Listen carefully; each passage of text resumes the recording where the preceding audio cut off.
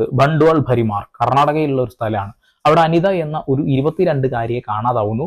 Police ആ നാട്ടിൽ എത്തുമ്പോൾ വലിയ രീതിയിലുള്ള കലാപം നടന്നുകൊണ്ടിരിക്കുകയാണ്.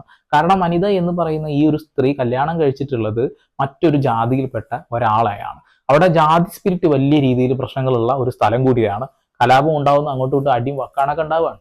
ഈ സമയത്ത് പോലീസുകാർ അനിതയെ തേടി ഒരു യാത്ര നടത്തുന്നു. ആ യാത്ര അധികം ഒന്നും ദീർഘിപ്പിക്കേണ്ടി വന്നില്ല. അപ്പോഴേക്കും അവർക്ക് കാര്യം മനസ്സിലാവുന്നു.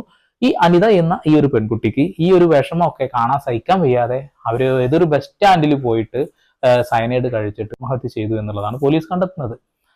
ആദ്യഘട്ടത്തിലൊക്കെ ഇതൊരു ആ രീതിയിൽ തന്നെയാണ് പോലീസുകാർ മുന്നോട്ട് പോകുന്നത്. പക്ഷെ കുറച്ച് കഴിയുമ്പോഴാണ് പോലീസുകാർ മനസ്സിലാക്കുന്നത് മോഹൻകുമാർ എന്ന് പറയുന്ന ഒരു വ്യക്തി, ഇവളെ വിവാഹം കഴിച്ച വ്യക്തിയെ കാണാനില്ല. അങ്ങനെ അനിതയുടെ മൊബൈൽ ഫോൺ പരിശോധിച്ചപ്പോൾ മോഹൻകുമാറിന്റെ ഡീറ്റെയിൽസ് കിട്ടുകയാണ്. മോഹൻകുമാർ നാട് വിട്ടിട്ടുണ്ട്. പോലീസുകാർക്ക് അവിടെ തുടങ്ങിയതാണ് ഡൗട്ട്.